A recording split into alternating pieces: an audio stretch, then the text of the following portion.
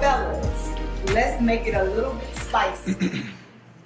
My question is testing out the sexual aspect of the relationship a prerequisite for marrying a woman? Ooh. Prerequisite is a heavy word. Yeah. I wouldn't say it's a prerequisite, but I just believe in the day and time we are in. I mean, everybody's doing it, for the most part. I think it's just a reality of how a lot of relationships. Everybody's not doing it. Okay, 99.98765% of everybody's doing it. And if I definitely wouldn't say it's a prerequisite. Okay. But but without that being a prerequisite, we're gonna have some real deep conversations. I'm gonna actually some really hey. No holds barred questions. Yeah, no holds barred questions. I don't wanna throw nothing too crazy out there, but yeah, we're gonna have some questions. Okay. Anybody else? The political answer is being a preacher. No, it's not really a prerequisite, but it does happen in our society. We understand that. But no, it's not a prerequisite. I think that when you build up in a relationship that suspense and just really getting to know a person, I think once it finally happens, I think that it would be something special. But no, I agree. It's not really a prerequisite. I wouldn't say it's a prerequisite. I'd just say it just happens. It can happen. But I think for the most part, it depends on how you meet that other individual. And if you can find some other things to kind of circumvent your mind from being just right there, depending on how you feel about this person. I think it also is definitely based on the relationship and the person you meet. Because some women you will meet, if there's no other sustenance to them, and you're in that place and time, outside of the spiritual aspect, then you're going to put them in that category like, okay, she's not really talking about nothing. She's not really bringing nothing to the table. She just look good, so I'm going to treat it on that level.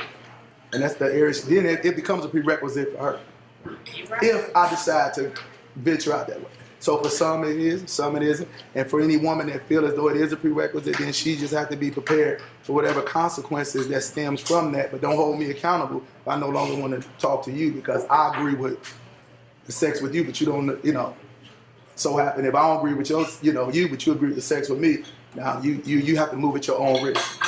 So if you're woman enough to sustain, and hey, that's something you have to go into and know that it might not come out on your better side, then that's totally up to you. Be prepared. I honestly think women are more about that kind of figuring out and finding out about what that is as a prerequisite. Exactly. Before they get married to someone. So you're saying that women want to test out women what you working with. Exactly, but they got to be prepared for the consequence. That's the thing. Don't hold me accountable if I no longer want to talk to you. Don't hold me accountable. So if she wants to test it out, and she tests it out, but you don't want to put her in the category of a wife any longer. A lot of women. Possible wife. No, not that deep. Most women, that whether it's an unspoken thing, whether if she's very sexual and this, that, and the other, she might not say it, but for the most part, in my experience, they don't mind going there. They don't mind doing that. That's up to them. But don't make that a relationship with me. If that's something you want to, because I might like you enough where my mind is not there, but I ain't gonna let you pump me. If you're approaching that way and it works like that, and I feel I'm getting a desire that you need it, because I don't want to be held accountable for not giving it to you. You feel like I feel unattractive and all that other stuff come with it because I'm sustaining from that being a target or a position I want to be in, but you keep imposing it on me. And for the most part, I get a lot of women with that push, but then at the same time, when it's all said and done, you have to move at your own risk. Don't hold me accountable if I no longer want to talk to you now. See, it started off a good thing where I really want to know you and really have conversation with you, but now you feel you pretty and you feel you're going to put me in line based on all you feel you have is sex with me because you hold nothing else and you challenged by my position in life, so you feel that you're going to control all this by us getting into bed. At this age, at 40, so I'm seeing it, done it. So you move at your own risk. If you're impressive, we move on. If not, you got to deal with that. I want to say in the spirit of spicing it up, you say let's spice it up. I want to say to a lot of women out here too. Y'all want to know what a man is working with. But a lot of y'all ain't working with the greatest situation. Exactly. Like, that's my point. Be prepared to suffer the consequence. Don't be talking about me and ain't nothing. No, I tried it with you. You wanted to go there. You went there. Now it wasn't. Okay, I'll talk to you later. So, because it's kind of a two-sided thing. It's like a double standard. you know, women want to know that the man getting there and work. You want to see me working with all this stuff. Like, yo, like what? Like for real. On the sexual tip, what are you bringing to the table? Like for real. And if you're not bringing, what women don't realize, and the reality is so lost to them that I don't care how fine you are, how pretty you are, how you put on your shoes, your heels, and all that other stuff. At the end of the day, I know already just from the read. If I call you at home, you in the bed 12 o'clock, you ain't really doing nothing. I'm at work. You always. I mean, men are already trying to put you in a position where he can be least responsible anyway. You have to challenge a man to be responsible. I'm just saying. So when you got these prerequisites that stems from all that, and your mind is saying, I'm just gonna do this because you're not really thinking about what you're bringing to.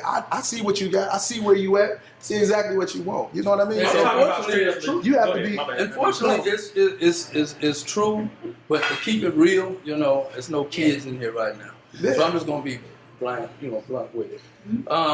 We know back in the times, even now, you have men that they wouldn't mind waiting Man, if the woman was a virgin. Back then, it was very important to have a virgin. But biblically, you can go back as far as you wanted to go back, because it was designed for once you was virginized with that guy, that was for your forever. That was the one forever, to death do you part. So you got guys these days, unfortunately, that they would go in the church or outside the church, and they'll choose this person that's a virgin, to where I don't have to test that. I can imagine what that's going to be like, supposed to testing a woman with, you know, they've been around a little bit, and, you know, you don't know who they've been with, and you don't know what it's going to be like, so you want to test it first, you know. And again, it's vice versa. You know, you have women out there that say, hey, I'm going to make you wait. You know, and they blow it up like it's something so special you're waiting on. It's going to be beautiful. And you're going month after month, and you kind of grinding, kissing, coming real close, you know, but stop and don't. But then it be times when you do, you know, get down, and you realize in the bed, you lay there like, man, I waited all the time for this? You know, but at some point, and it became, at some point, you gotta think about it financially. I'm waiting on this, well, but I'm just saying, my it budget, became I'm no like, relationship, nothing happened, you waited all that time, and then there's some women you can get with the next hour, and you end up marrying them. You know, so, I mean, it's just where we at in the time. Did this question go off a little bit off the rails? I'm talking about, yo, is the sex good? Like, like, because women want to know from men, like that. But what I'm saying is, we take the same gamble that y'all take, right? If we choose to wait until marriage and abstain and not have sex until after we're married, we've taken the same risk that y'all take. Not knowing that, and we all grown in here, yo, what that mouth? Like, for real. Not knowing if you know how to properly arch your back. When I'm trying to get but you don't know. I'm talking real talk. Because some women don't. Some women sit there with their back like this. Do you know how to properly arch your back? There is proper etiquette. There's technique. There's technique. And so right. And some do not know. But what I'm saying is, right, we're saying some do not know. But what I'm saying is, we take that same gamble. yeah.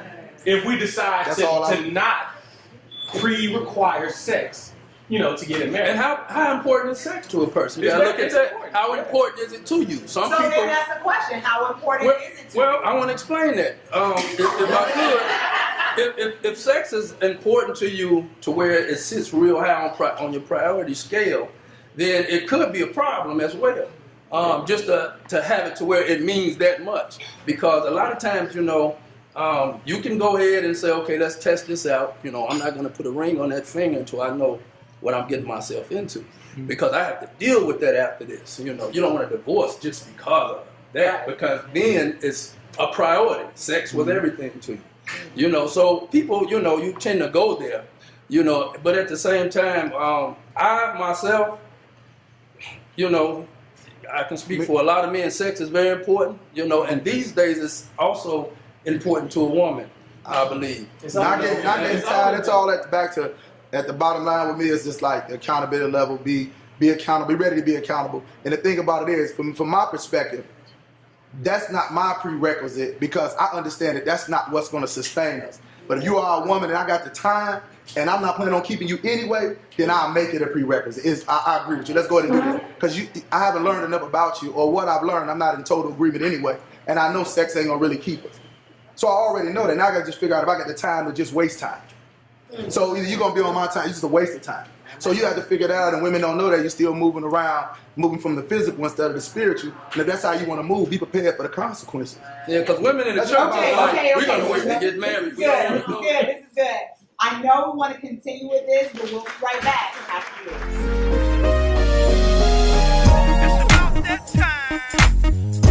Valerie on the circuit, playing music. Next week on the circuit with Valerie, why is it that men feel like they can't be honest? I feel like sometimes they feel like they aren't honest because they don't want to hurt your feelings.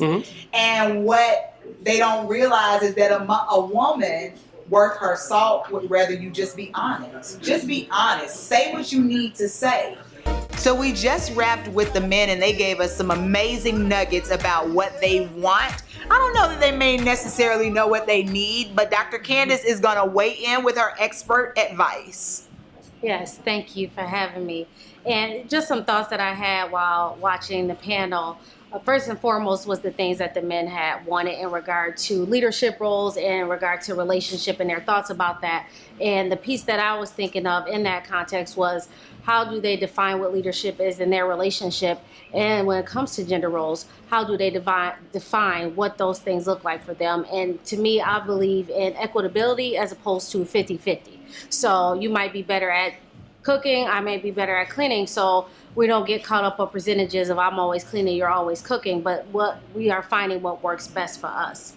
Relationship dynamics, there was a big piece about attraction and accountability, but the attraction piece, I feel like that is not only with what is on the outside, because as we know, is relative, but beauty fades, so to say, but beauty is in the eye of the beholder, as they mentioned. But what are some of the other things beyond the surface? What are the things that are substantial that draw us together in a relationship that leads to cultivating into a marriage? The piece on accountability, I noticed that there was some forms where one of the men spoke about being accountable and things of that nature, but there was also some pieces where it seems like that wasn't a big scheme in the narrative as I was listening, that accountability is for both partners for sure. So it takes two to make a marriage or a relationship work. So we both have to look at our contributions into those things. And I feel that it's very important to highlight that as well. It was this last piece in regard to sex and sexuality. And something was mentioned about why men seek out women outside of their marriage. And this concept called the Madonna whore complex. I don't know if many people have heard of that, but basically love and desire cannot exist in the same space. So if I desire a person, I can't love them. If I love them, I can't desire them. So what happens is that the man then begins to place his wife as the Madonna, the purity, the good woman. I can't see her in this way. And then I put a label of whore on the other woman outside of here. I don't love her. I don't have to respect her in the same way I respect my wife. So that is definitely a piece that can be an inhibitor in sex and marriage, as well as men stepping out in that context. So that was the piece that I want to speak to in regards to that segment. So you're saying that love and desire can't reside in the same place. So you don't think that a man is capable of loving a woman and desiring her sexually? Yes, he can, but the Madonna whore complex, some men have that and don't realize that's what it is. Gotcha. You know what I mean? Because it is the case where you can desire and love your wife at the same time. So that's the point of bridging those pieces together, that not only do I love my wife, I also desire her and see her as a sexual being. Gotcha. Yes. All right, we'll be right back with The Circuit with Valerie.